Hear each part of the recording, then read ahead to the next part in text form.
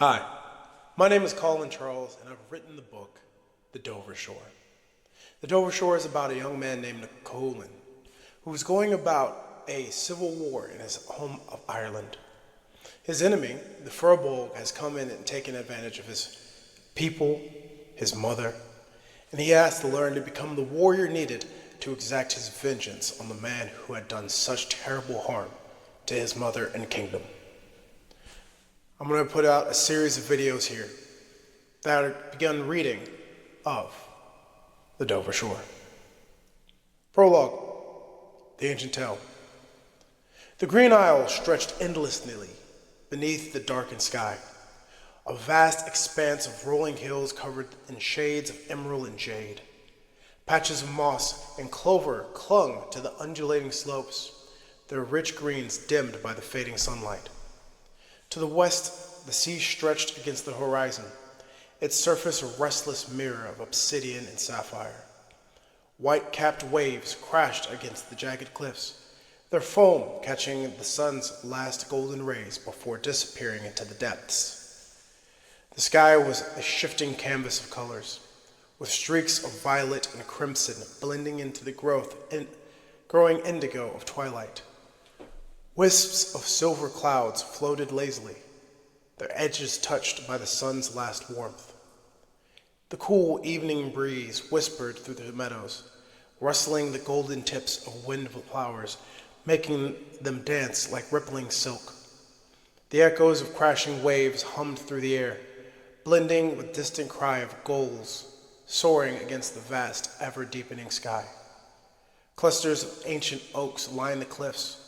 Their gnarled trunks were streaked with veins of gray, while their towering branches were crowned with dark green leaves tinged with autumn's fiery hue. Beyond the tree line, a river carved a shimmering silver path through the valley. The water shimmered beneath the last light of day, stretching nearly 30 paces across the widest point. Its surface sparkled with hints of gold and silver where the sun's final rays touched its ripples. Evening air carried the scent of damp earth and salt, mixed with the distant smoke of village fires. Far below, the laughter of fishermen and the gentle bleating of sheep drifted upward. The sound was a peaceful harmony of life, unbothered by the storm forming beyond the island's edge. The voice blended with the rhythmic splash of oars and the soft murmur of the tide curling against the stone. At the edge of the cliff, two boys sat perched on a weathering outcrop where the rocks and tufts of hardy grass clung to the cracks. Their legs dangled over the ledge, their boots scuffing against the stone as the wind howled from the depths below. Bresh was taller and leaner than Collin. With an air of quiet authority, he absent-mindedly traced patterns of the dirt with a stick. His sharp features, softened by youth, bore the mark of someone meant for command, his jaw set firmly on the eyes, alert even in moments of peace.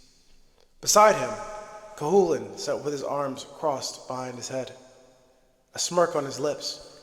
His wavy auburn hair was tousled by the wind, his eyes bright with mischief as he kept stealing glances at his brother. "How long has she been asleep?" Collin whispered. Alana had fallen asleep with her head resting on Bresh's lap. The breeze caught strands of her dark curls, draping them around her face. Her skin was a warm, sun-kissed bronze, bearing faint markings along her arms, subtle sigils of her Avani heritage. She stirred as the wind whispered through the grass. The steady rise and fall of his breathing cradled her into a quiet rhythm. Her body relaxed the warmth of his embrace. As the rustling grass swayed around her and her lashes flustered, a soft sigh escaped her lips and drifted into a deeper sleep. "It is better if we let her sleep for a bit," Bresh responded, his palms rising in the air as he looked up to Collin. "Go on, then," Collin prodded, stretching out his words. "Tell me the story, but make it quick. I don't want to die of old age before we get to the good parts." Bresh let out an exacerbated sigh. Patience is a virtue, Collin. Yet I have none, Collin shot back, grinning. That's what you're here for. Brush rolled his eyes and gave in, brushing dirt off of his palms. He took a steady breath, his gaze drifting over the valley in search for the right words.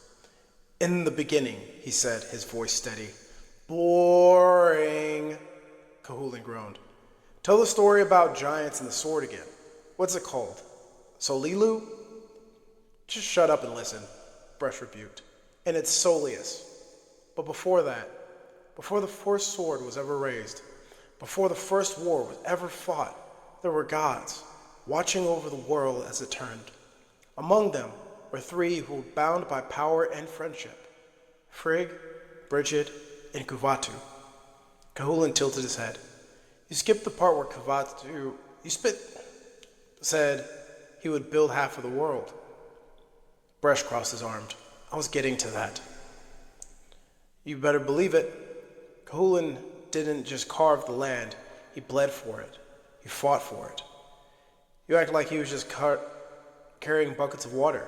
Collin rolled his eyes. Brush shot him a warning look, but the smirk despite himself. Kuvatu and Frigg fought together. He was her strongest ally, and Bridget tempered them both, the flame that shaped steel. Wisdom and war, creation and destruction, was all interconnected, he continued. Legend says that Frigg wove fate. Bridget laid the foundation for the Green Isle, and Kuvatu carved the land from the wilderness. Collin picked up a blade of grass between his fingers, letting the words settle before flashing a grin. You make it sound poetic. It is poetic, Brush argued. No, it's history. A history full of stubborn gods, reckless warriors, and plenty of mistakes. Collin leaned back on his elbows. So what's the point of telling it? Brush turned towards him, his expression serious now, because it reminds us of who we are. For a brief moment, Collin's smirk faltered. The wind stirred around them, the rustling grass and filling the silence that stretched between them. Collin sighed. Fine. But next time, skip the long introductions, get to the part where things start blowing up. Brush let out a laugh, shaking his head. You're impossible. And you're predictable, Collin countered, shoving him lightly with his shoulder. The boy sat there a little longer, watching as the last sliver of sunlight dipped below the horizon, painting the sky with streaks of crimson and gold. The night would arrive soon, bringing the weight of reality. But for now, they were just two brothers on a cliff sharing stories. Brush brushed the dirt from his hands. His gaze drifted over the valley as if it was searching for the right words. You're impatient, Collin. If I skip ahead, you miss the best part. Collin groaned and waved his hand. Fine, fine. Get on with it then. Brush took a steady breath. Before the Danube, before the first stone of the Green Isle was laid, before Kuvatu became the warrior we know him as, he was just a man standing between two forces greater than himself, Frigg and Bridget. Collin smirked. Now that sounds like a disaster. Brush chuckled. It nearly was. Frigg, a disciple of wisdom, love, and fate, who saw the world bound by the present and the future. Bridget, the flame of creation, saw a world waiting to be shaped, to be given a form by fire and truth. Then there was Kuvatu, the one who had made sense of them both. He cultivated chaos. He was their shield, the voice of reason, the force that held them together. Collin flicked a blade of grass at him. You're telling me the greatest warrior to ever live was actually the reasonable one? Brush smirked. Only when he has to be. At least, that's what Alana tells me. He stretched out his arms. You ever wonder where he came from? Not just us, not just the Danube, but before them, before Frigg, before Bridget, before Kuvatu shaped the land. Collin scoffed. That's where you spent the last 10 minutes explaining, wasn't it? And Brush shook his head, his expression distant. I mean, before that, before the gods, before fate, before the first breath of the world itself. The wind moved around them, rustling the grass and carrying a scent of salt and earth from the sea below. The sky turned a deep indigo, with flicking stars and embers of the vastness above. Collin leaned back on his elbows, watching him cautiously. All right, if you're going to tell another long-winded story, at least make it interesting. Bresh rolled his eyes. My stories are interesting. Then he continued, his gaze shifting to Alana. She frowned groggily, tilting her head towards them. She moved against Bresh, awaking from her sleep as her lashes fluttered before she blinked, fully alert.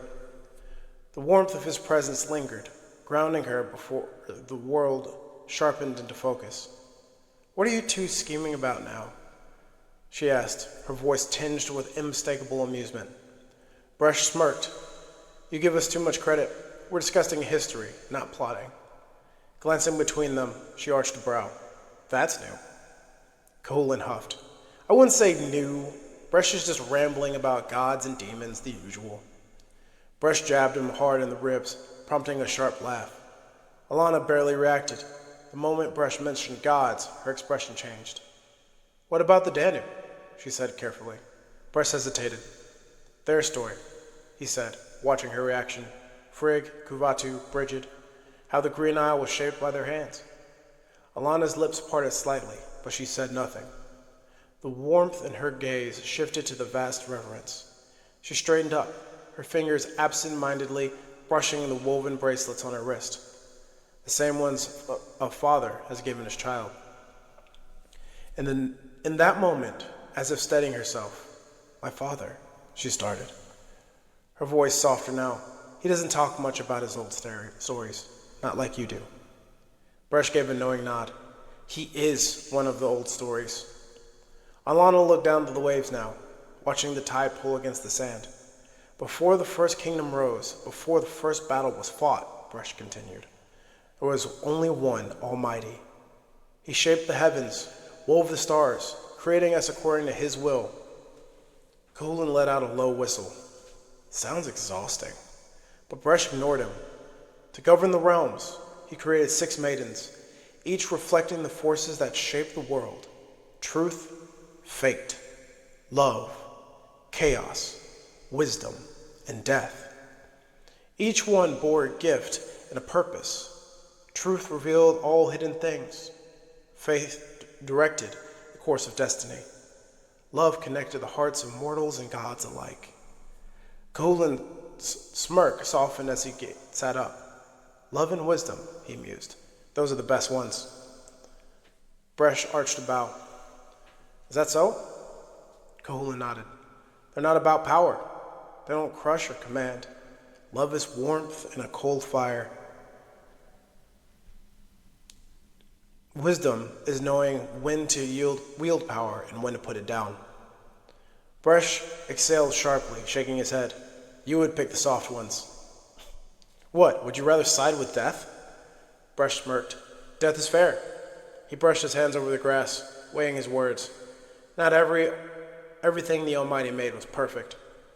Not everything obeyed. Collin leaned in, his eyes glinting with curiosity. Bresh continued. From the highest heavens came the first betrayal, Mephiles and Gildriel, the brightest among the Almighty's creations, sought something more. They looked upon the world, upon the maidens, upon the laws set in place, and they called it flawed. They believed that they could perfect his craft, reshape their image. Collin frowned. They didn't believe in the Almighty? They believed in him, Bresh said grimly. They just thought they could do better. He cast a glance at the sky, where the first stars were beginning to pierce the deepening blue. They weren't alone. 6 gods followed them, and together they waged war in the heavens, seeking to tear down the order of the Almighty's realms and forge their own. Collin scoffed. So let me guess, it didn't work for him. Bresh chuckled. Not in the slightest. He plucked a stray blade of grass and rolled it between his fingers. The heavens shook. The stars trembled in the end. The Almighty cast them down, banished, exiled, stripped of their celestial light. They fell into the abyss, screaming curses as they plummeted into darkness. Collin whistled low. And that's why we have war. Bresh exhaled. That's why we have everything. The balance was shattered, the heavens scarred, and the world had not been the same since. Silence settled between them. The waves far below crashed against the cliffs, whispering the stories of an ancient world. It was a world where gods once walked, their war leaving its mark on everything that followed. Collin flicked a pebble into the air, watching it vanish into the abyss below. You really think they're still out there? Bresh's gaze darkened. I don't think they ever left. That's where I'm going to stop for now. This is the prologue of The Dover Shore.